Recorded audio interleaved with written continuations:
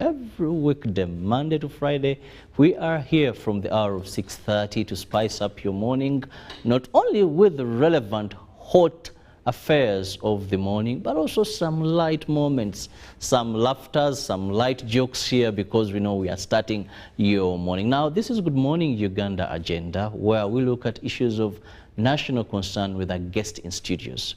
And this morning, we want to look at that is externalization of labor, but to be more specific, we want to look at that is the way forward on the rampant outcries that is of Ugandans in the Middle East. We've had a number of media reports, and recently we saw our own government saying, please come back home. And of course, also the government that is in Saudi Arabia saying, we are giving opportunity. You may not have the papers or what. Come, let's see how you leave our country in a graceful, honorable manner. And joining me on set is Nsamba Sharif, who happens to be the manager in Gazi recruitment company and is based in Saudi Arabia. Now, what he does, he coordinates an office of about 7 people that look at the welfare of some of these migrant workers, more so those that went legally through registered companies and have running contracts, that is with those companies, and left Uganda. So we want to understand what is really happening. Best thing from someone who is there and is joining me via Zoom from Saudi Arabia. A lovely morning to you, Nsamba. Yes, good morning, Ruben. Well, it's very interesting seeing you there. Remember the last time I heard you were in Uganda.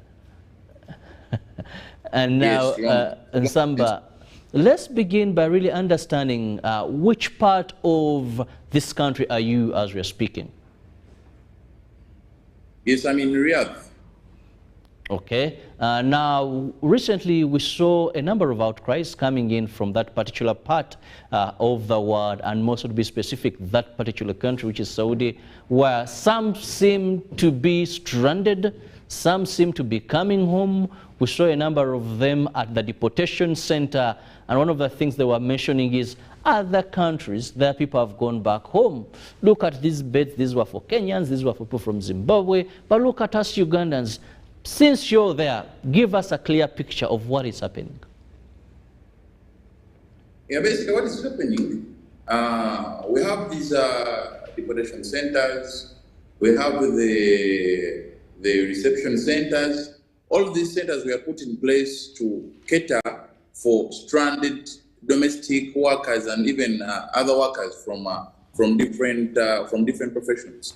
So it's not true that it's only Ugandans who are currently in the deportation centers or who are currently in the reception centers. These centers are having people from all the nationalities. So it depends on the process. It depends on the status of a domestic worker who is there, that determines when he or she is taken back home. So let's first understand, these people leave Uganda going for greener pastures.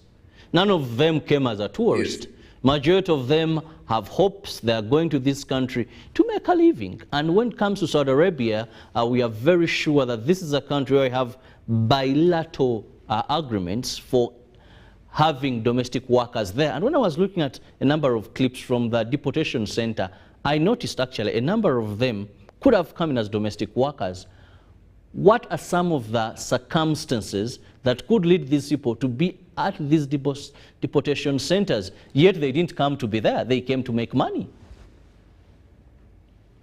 What is happening, we're having people who go to deportation centers from different types.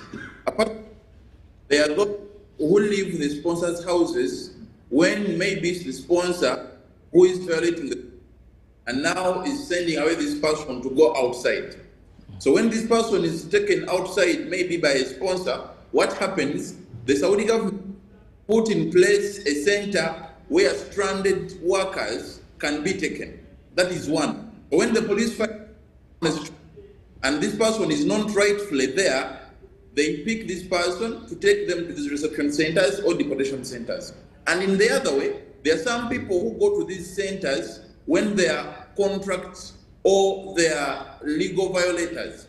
Because we have some workers who come here and they violate the law in Saudi Arabia. maybe they find them stealing, maybe they find them with witchcraft, maybe. So these people, some of them go to deportation centers with criminal offenses. They go there as deportees. The third way how people go to these centers, there are some of the domestic workers who run out of the houses. This is one of the biggest challenges we're having right now in Saudi Arabia, that many domestic workers are running out of the houses because maybe the salary they signed in the contract is maybe 900, and a certain friend outside is telling him or her that, you know what, these ends I'm getting 1,500, these ends I'm getting 2,000. So some of these people run out of the houses to go out in seeking of. But what happens? Maybe some of them get problems while there. Some of them get to be sick. Some of them, they are found to be in cases like prostitution. Some of them go and rent houses illegally. So sometimes the police come and raid these places where they think they are. And once they are received, they are all taken to these centers so that they can be deported back to their countries.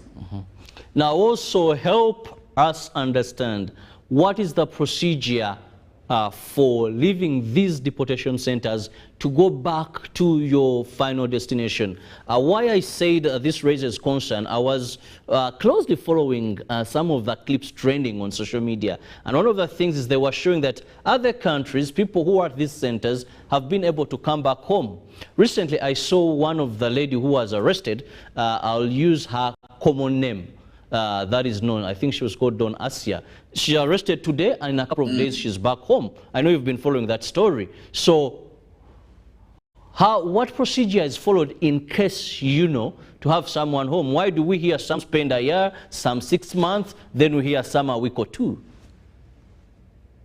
So what happens, there are procedures which are put in place by the Saudi government. And these procedures, one, they are domestic workers who want taken to these different centers or to the different centers, they are to be repatriated back home by the Saudi government. So that is one. Two, there are people who go to these centers, deportation centers, when they are to be repatriated back home by their recruitment companies. So what happens when one is taken to these centers? The recruitment company, if it's the one which is responsible, it is called to come and pick this domestic worker and process her documents so that she's taken back home. But those who are to be catered for by the Saudi government, they remain there until a budget is released by the Saudi government to be taken back home. So this is a normal case where always domestic workers, they are back home by the Saudi government or by their recruitment companies. But the decision which is determined comes in one way or the other. One, the domestic workers who come in these centers, when maybe they are demanding some salaries. So there is a court procedure under which this person's salary must be paid. The person cannot come back home, not until she or he is paid the salaries. So the response of the sponsor determines the rate at which this person is going to come back home. Two, there are some people who pay in these centers when they're having criminal cases. Someone is in this reception center, but this person is told. But this person fought with someone. This person was charged with witchcraft. This person was charged by any case, whereby this person come back home not until she or he has cleared the case she is having in a court. Still, there are some people who go in this, for example, in prisons, when this person is there but is serving, maybe the court judged that this person should be imprisoned for 3 months. This person should be imprisoned for 5 months. So it is determined by those aspects I've given to you. Well, that said, you've created a picture of what happens. But now let's go back to where you have interest. That is these recruitment agencies or companies. Where is your role? We've had some Ugandans that are at deportation centers and their parents, their families home, are told, give us money so that your daughter comes back home. Some even are told, give us money before we take your daughter to a deportation center. So we know back home here in Uganda, for you to register a domestic company, you have to have a guarantee of about 100 million from 50 million shillings. So then Why do we see the burden sometimes put on parents, put on guidelines, on guardians, yet there is a sponsor, there is a recruitment agencies? Who is responsible to foot the bill? Because you said some will have issues of salaries and others, instead of waiting, because waiting for the Saudi government when they will approve this, where is the responsibility if a girl feels she can no longer work? Maybe if someone feels there's too much work, or she's discovered, I've had incidents where someone leaves Uganda and a few months into the house of the sponsor, she's pregnant. Yes, she did tests here. So who is supposed to foot that? Because I think it's tainting our image as Ugandans when we have so many of our sisters there making noise all over social media. We are here at the deportation center. I've spent a year. I've spent this. So the biggest challenge we are having, Mr. Robin, is that many people don't know the contract, government officials inclusive. So we are having 6 parties in the contract. The first party is the Saudi government. The second part is the Ugandan government. The third person being the Ugandan recruitment company, and another person being the Saudi recruitment company. We are having the 5th person being the Ugandan domestic worker or Ugandan worker, and the 6th person being the Saudi sponsor or the employee. All these people, they have responsibilities, they have rights, well stated in the contract. But what happens that many people don't know the contract. The domestic workers inclusive, some recruitment companies in Uganda inclusive, some Saudi companies in Uganda inclusive, some Saudi government officials inclusive, some Ugandan government officials inclusive. So what happens? The contract is very clear that when domestic worker comes in Saudi Arabia, what are rights and what's the sponsor's rights? What are the company's responsibilities? That is the Saudi company and the Ugandan company. So if a domestic worker fails to work in the first 90 days, by the contract, it should be the Ugandan company to repatriate this person back home. But what happens? There are some domestic workers who finish the 90 days, maybe by 1 day, or maybe by a few weeks, or maybe by months. And upon finishing, they say, me, I want to go back home. Just like that. Me, I want to go back home because I had a dream yesterday. My husband was telling me, you cannot continue in that house. I want to go back home because wherever I enter this house, I feel something is calling me from the graves of my ancestors. So what happens here? That the contract is very clear. That once a domestic worker fails to work, there's a contract I shared. I don't know if you can share it to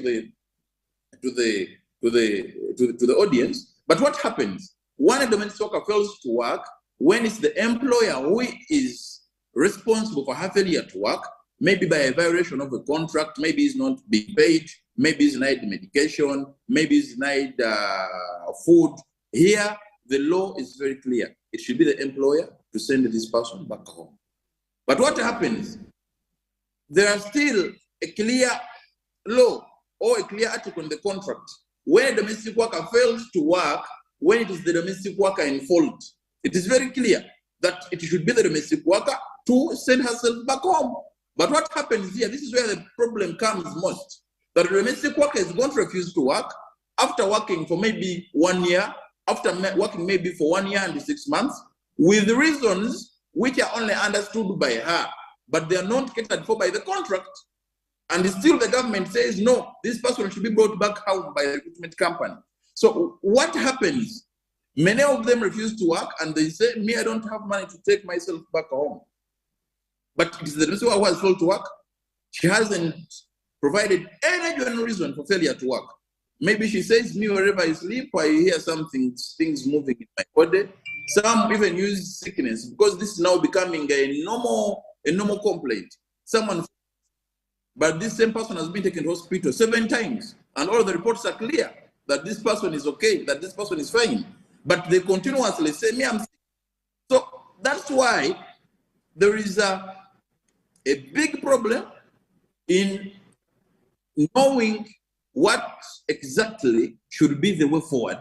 What exactly does the contract state?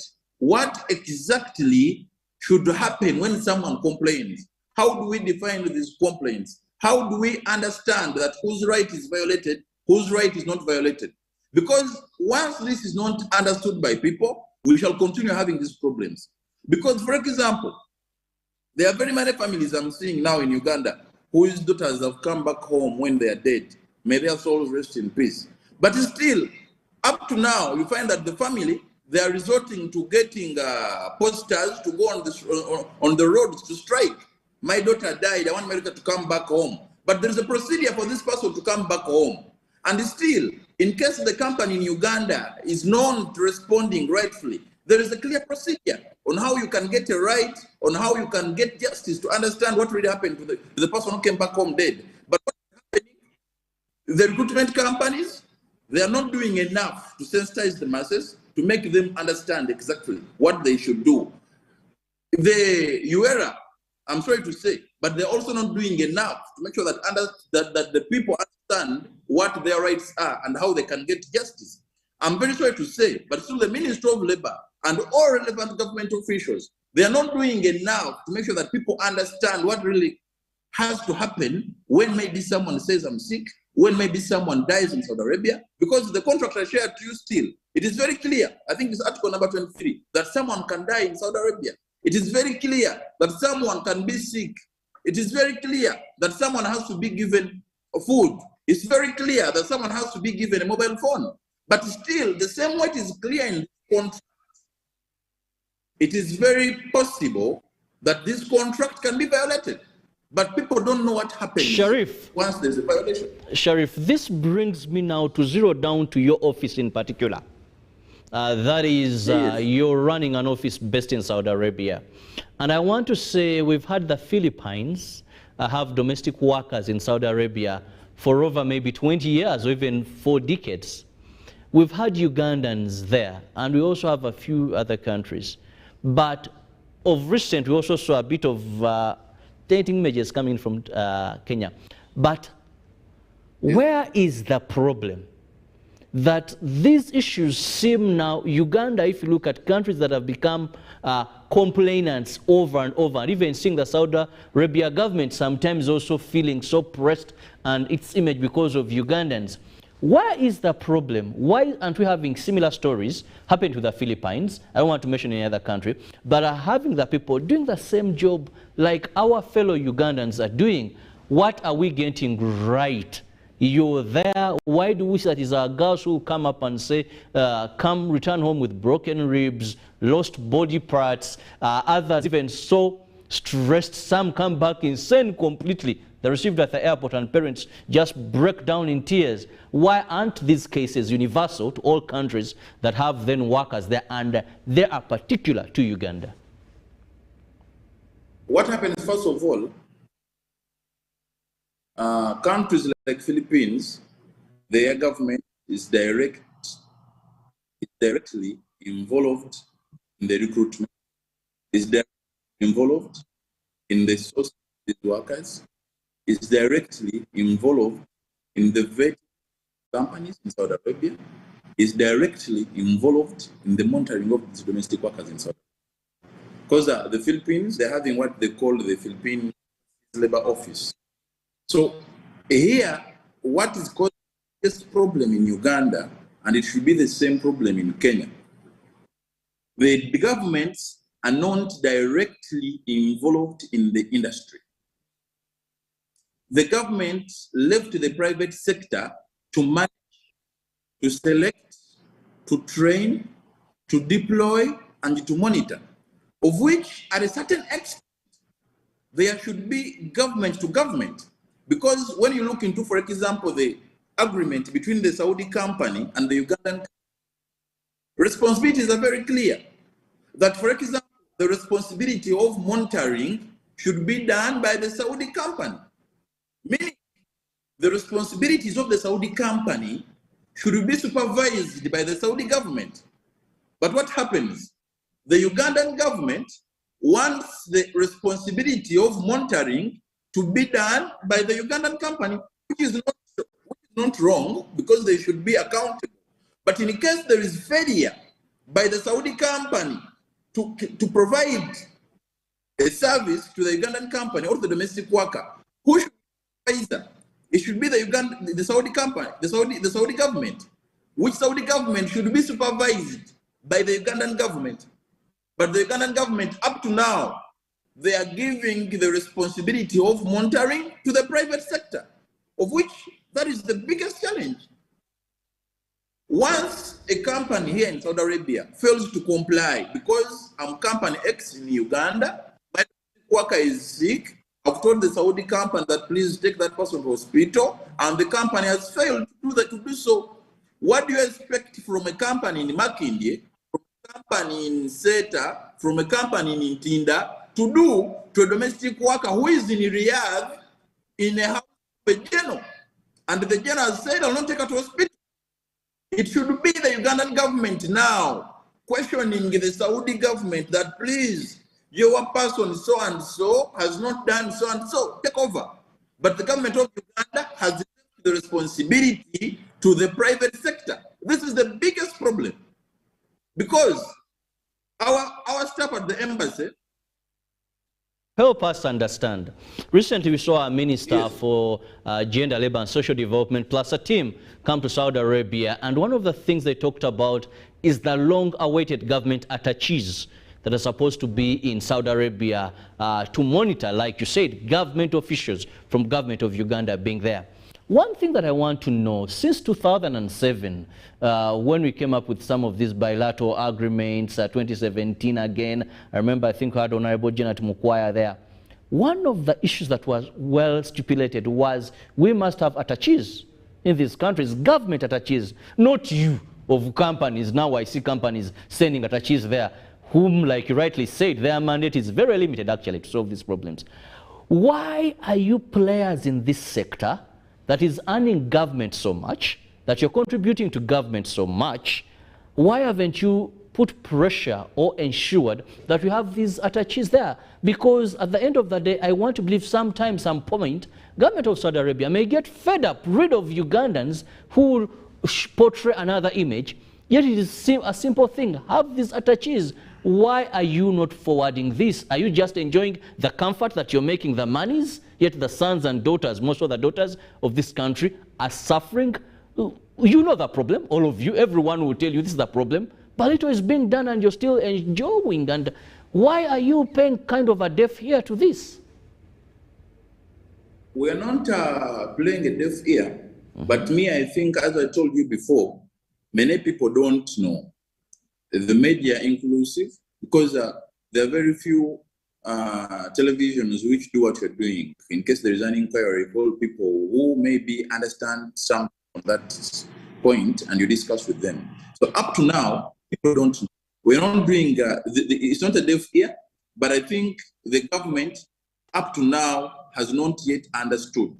Or I don't know, it should be now the government doing a deaf ear, because everyone has said it, everyone has mentioned it, that this is a government responsibility. And just to make this point clear, the good thing I'm on a national TV, because I hear some government officials say, we are going to close this sector. My friend, this sector wasn't opened by the government. People started deploying themselves abroad without the government's involvement. The government just came in to regulate these people when they started going abroad. So meaning it will be very hard for the government to close what is not open. But we've seen a time where our government has suspended, for example, it has suspended, that is labor externalization for domestic workers. We've seen countries where we know that it is illegal for you to take girls or domestic workers to work in these countries. Actually, as of now, I think it's only in the Kingdom of Saudi Arabia. Jordan, where if you're there as a domestic worker, you're there illegally. So I still believe that maybe government, what they say that give justification why we should continue externalizing domestic workers, government can bite and cause an impact here. No, my brother, don't you see domestic workers in Dubai as of now? Don't you see domestic workers in Bahrain, in Kuwait, in Jordan? Even right now, they're still there. People are getting there to take themselves there because this wasn't opened by the government. People took themselves there. The government just came in to regulate. So, what my point? The government should own this. Because, first of all, someone getting a coffin and you take it to the Saudi embassy It is something understandable that any parent can do. But what do you expect from someone who has gone to company X? No one, the company has closed. The managers are saying, okay, when they are done, they will go. This person needs someone to talk to, but not the Minister of Foreign Affairs, not the Minister of Labor, not the UERA, because someone should come out and speak. Someone should own this. But when people are still seeing dead bodies coming back home, and what is being done only is companies keeping quiet, is government keeping quiet, is ministries keeping quiet, that no, for us, the good thing for us, we know the truth. We shall not solve this.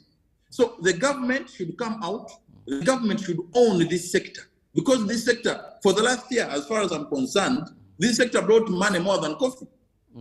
True. For the last year, this sector did more than coffee. So this is a sector we should not play with. It is beneficial to our country, and it is impacting the Mwananchi as the president wants. Because we are talking about a sector which is paying someone who is a P6 dropout. We are talking about a sector which is paying someone who is a senior one dropout. There is no job in Uganda, there is no industry in Uganda that is going to pay someone who is a senior one dropout. 900,000, the way this sector is doing. So this is the sector the government has to own. This is the sector the government has to come and sit with the stakeholders and understand exactly on what should be the way forward. We've sat with members of parliament, we've sat with ministers and told them things. I'm sure in the cabinet, some ministers know the facts. In the parliament, some MPs know the facts. But I personally doesn't know why the government is not coming out to own this. Because these problems are solvable and people are having solutions. But I think the government just doesn't want to come in and take on. Well, let me just remind our viewers that you can be part of the topic of discussion this morning by simply going to our social media platforms. My number will be coming on your screen. That is my WhatsApp number, where you can send a WhatsApp message and I'll be reading it out and Sharif will be responding to that. That is the number 0709 60 2592 0709 60 2592. I'll take the SMS. You can use the traditional SMS or you can use that number. It's still on WhatsApp and I'll be reading them out. I'm still enjoying this conversation with Nsamba Sharif, based in Riyadh, that is Saudi Arabia, and he is the manager of Ngazi there, who makes sure that he coordinates activities. But remember, these are working for companies, recruitment agencies back home, and government. That is one of the recommendations it gave to these companies, that each company that is in labor externalization should have at least representatives based in Saudi Arabia to follow up. Just like he said, there is so much that needs to be done. Now, we are still talking about this unavoidable evil or necessary evil, because we know much as Ugandans want to get employment, we must accept there have been challenges that have resulted out of this. Now, also help us understand. I've closely followed reports of people who are coming back home, most of these actually not in good health conditions. And what happens when a worker's contract expires? Because you recruitment agencies have used this as an scapegoat. You keep on saying, that person is no longer in our hands. You know, she worked, she signed a contract of 2 years. Now when that ended, she's on her own. But when I look at the contract that you've been talking about, it's very clear that when a contract expires, this worker must return home. If they want, get another contract, go through the right procedure, then report. You just use this. Why then don't you enforce that if a contract is finished, let this young girl come back home so that she goes through proper channels? But I think you're also taking advantage of the ignorance of the situation as recruitment companies. So what is happening, very clear, that once a contract is done, the domestic worker should be taken back home. But it is possible for the contract to expire or for the contract to end, and the domestic worker chooses to continue working with the sponsor. The the domestic worker continues with sponsor, with an agreement between the two, that person remains the responsibility of both companies, that the Saudi company and the Ugandan company. But still, there are some contracts which end and the employers choose to violate the rights of the domestic workers and instead choose to forcefully continue working with them in their houses. So what is happening here? The law in Saudi Arabia is very clear that once someone's contract expires, she should be given a ticket back to her country. And it's still very clear, once the sponsor refuses to do so, the labor courts in Saudi Arabia are very open. Me, I've opened up cases I cannot count as of now, where the sponsors are violating the domestic worker, and these people have got their rights in courts. So it is possible to violate a right. I want to be very clear on this. It is very possible for a contractual right to be violated, but still the labor courts are here to cater for this. Still, there are contracts which expire and the domestic workers run out of the houses. That's where a company says that I'm not responsible. Because once someone leaves the jurisdiction where I'm responsible, where I can involve the police, where I can involve the labor court, there a company is not responsible. So a company is only held not responsible to a domestic worker who exits the contract. The exact meaning of the word exiting the contract is running away from the employer. But the moment the domestic worker stays with the same employer, even if the contract exceeds maybe 10 years, as long as it is with the same employer, the Ugandan company and the Saudi company are held responsible for the time that domestic is in Saudi Arabia. Now help me also understand, what is your role and these people that the government of Uganda mandated every recruitment agency to have based in Riyadh or based in Saudi Arabia? Because you seem to be more of a toothless dog. You know, these young girls are suffering and everything. For example, when you talk about a contract expiring, why, if you bite enough, why can't you tell this employer? Girls have reported to us that the contract expires. She says, I want to go back home. Then the sponsor simply says another 2 months, another 3 months, even not paying this person. They call, your numbers are everywhere. They call, they do all it takes. And you seem to be toothless dogs just based there, yet our young girls are suffering. So what is your mandate? What happens, because for the likes of Injaz, I will speak for my company because I happen to be the manager of African affairs in this company. Me, my tooth, they are very sharp and they are, a lot has happened. So I dare you on the national TV to get me any complaint from an India's domestic worker and this person has not been helped. What happens here, the last time I was here, I told you about that, that the government did not do enough to describe the job description of the supervisors. The government did not do enough to source and define what should be the qualification of these supervisors to be in offices. Many, it is true, they are toothless dogs because they cannot speak Arabic and they are in companies as supervisors. So I don't expect this person to do anything. Two, many in companies where they don't even qualify to be domestic workers, but is a supervisor in that company, automatically this person cannot do anything.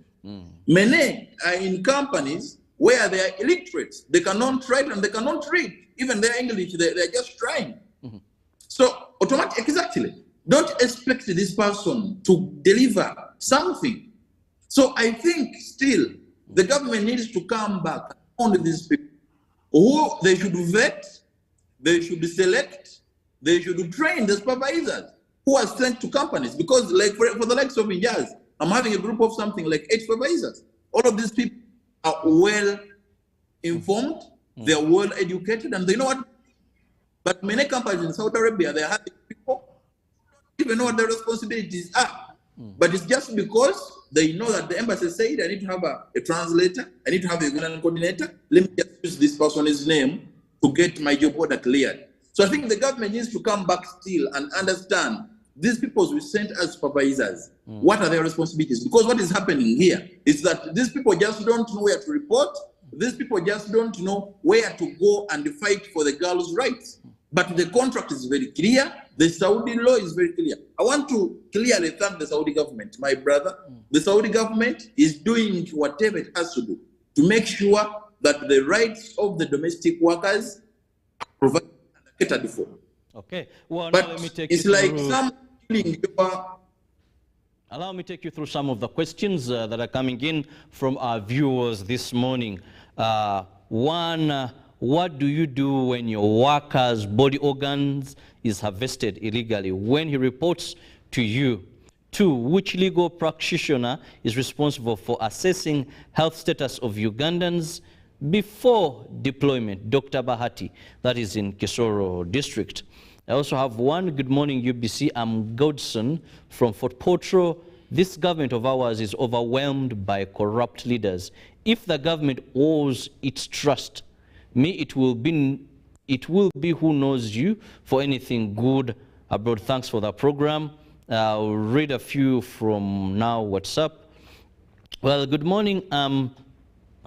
Good morning. I'm Steven from Paris. Actually, the deal is clear, but only the people are not understanding life, that whether you're in Uganda or any other part of the country, sickness, death, and challenges are there. Therefore, I do encourage everyone who wants to go for his or welfare not to be scared. Okay, this one is giving them some bit of hope. My query is, as the other person in Riyadh stipulated, the parties involved in the contract, how come the employer is not informed of his responsibility, e.g. providing food to the worker, providing bathing soap, even allowing the worker to have one shower in a week's time? I have a daughter, and this is what our employer is doing to her. Then what happens to girls who exit contracts? Can them track for this girl and send them back home? Yes, that is one of the questions I think you handled earlier on. Thanks for the show.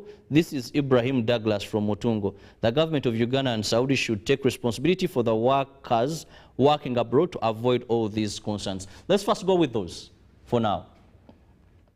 Mr. Robin, first of all, the organ, what happens to my girls who's... Me, I want to categorically state there is no evidence that someone has had organs and they have been harvested from Saudi. If there is someone with evidence on that, I would request that maybe that person comes and clear the air. The challenge we are having here is that people are not understanding what the responsibilities of companies, of government should be. There is a case, but I would not like to talk about it because it's in. But there is no one who has proved that someone's organs have been harvested, because the law in Saudi Arabia still is very clear. That's why I say that people should understand the procedures of getting justice. Because once someone comes back home and you say that this person's organs have been harvested, don't come on social media to speak. Don't come on televisions to speak. There is no justice here. Because they have tried and they don't have hopes of anyone coming to their aid. And when we blow up these things, when they're reported on social media, that's when we see non-government organizations, government also at times. The reason is they don't know what next. They have gone to all avenues, and we remain their own source of redress to help push action. Mr. Rubin, have you had anyone with a clear report stating that my organ was harvested? Well, and there is clear evidence? The list we had, it came out according to medical. Yes, it was proof she didn't have, I think, the right kidney, but later it was, science tells us that she was born with one kidney. Well, I'm not a medical expert, but remember that is the report that came up with, that this girl had one kidney. However, remain with questions. Why did she go healthy enough and then returned almost half of the body paralyzed? Why? Me, I personally, and it's on record, I'm one of the best supervisors in Saudi Arabia. I want to say that. I'm one of the people who has fought for the rights of the domestic workers, the extent dealing with people who you cannot imagine. So, when someone comes back home with one kidney, there should be a procedure. You write to the Ministry of Foreign Affairs. You write to the Saudi embassy in an unofficial way. You write to the Ugandan embassy in Arabia that my daughter left Uganda with 2 kidneys. She has come home with 1 kidney, and this is the attached medical report. I need clear investigations and status on this. But what is happening, people are not following the right procedures to get to this justice. And people who should be giving them this justice, they also say, no, no one has asked me. But everything is clear. That person who came back home, she was in a hospital. The hospital reports are there. Maybe they say she got an accident. The traffic reports are there. Is there anyone who has gone deep, investigate to the hospital that people, I need to get a discharge letter of this person. I need to get a traffic report, police, what happened to this? So no one is doing that. So here, people, for example, I'm seeing people coming back home and we say, my daughter was killed. My daughter's sponsor threw her in water. My daughter was given an injection which led to her death. But reports are not produced. Let's get one individual case. Me, I will do it for free. Let's get one individual case. We get a postmortem report that my daughter X and X has come back home, because no one comes back home without a letter of no objection from the Saudi embassy in Uganda, from the Ugandan embassy in Saudi Arabia. So this means that the Ugandan embassy does enough to verify and confirm that this person is coming back home, but the cause of death is normal, or maybe the cause of death is ABC. So when this body comes back home and the family says that this person was killed, this person's medical report is wrong, let's get this report right officially to the Ministry of Foreign Affairs, that Ministry of Foreign Affairs, my daughter has come back home, you say the cause of death is X, but due to my report, the cause of death is B. I need a clear information, I need a clear update on this, but no one has done that. Sharif, well, time is not so much on my side, but in the honest of honest, and between you and the people watching, don't you think we are expecting the vulnerable to do much which they can't? I know your daughter would not come to Riyadh as a domestic worker. You wouldn't opt for that. These are girls that are coming from poor families. These are girls that are coming from families that struggle so much. I wouldn't love my sister nor my daughter to come and do that work, neither you. So aren't we expecting from the vulnerable so much that we the empowered are not doing? How do you expect a family based in Kasoga Kakuto? This is the only girl, this is the only daughter, that they will have ways of coordinating post-mortem, doing this. I don't think that is being realistic, my brother. My brother, we are paying a lot of taxes to the Ugandan government. So it should be a responsibility of the Ugandan government to sensitize people to understand that once your daughter is taken to Arabia, once your son is taken to Dubai and X happens, this should be the procedure. We are having Molago, we are having other government hospitals. So that's why I go back and say the government should own this, because this industry was licensed by the government. The Ugandan companies working in Uganda, they're having licenses from the government. So the government should own. The government should, for example, the Ministry of Labor should open up a desk that this desk, I think this desk is there for inquiries, that my daughter has come back home, but this is what is happening. You are come in and own this, that my daughter has come back home, she wasn't paid, this is what is happening. So we don't say, it is true. Some families may not have enough money to go to do postmortem. Some families may not have enough maybe connections to go and do maybe follow-ups or reports to the relevant ministries, but the government needs to own. We can say on every district there is a legal, or maybe there is a labor attaché in Uganda. We are in position to do that. We are having veterinary doctors on every district, so we cannot put a labor attaché on every district, depending on the people we are taking abroad. The government should come on and on. The government has capacity because we are paying a lot of taxes to the government. Well, Sharif, in the interest of time, let me have your parting shot. I must let you go. Okay, thank you very much. It's been great talking to you, Ruben, and the viewers of UBC. Thank you very much. Well, that is Sharif Ansamba, who happens to be a manager of Ingazi, which is one of the recruitment companies, and he's best in Riyadh, Saudi Arabia. It's been really very informative, knowing that everyone should play their role, but also government should have those labor attaches based in Saudi Arabia. Much as these companies have their own, their mandate is limited, first, by ability to move around, but also where do they get this authority? Like an example he gave us, how does a private company go to a home of a general Saudi Arabia and say, we want to check on a girl in that house? That can only be between governments and governments. I'll leave you with Ruben to take you through sports updates. For now, have a lovely time.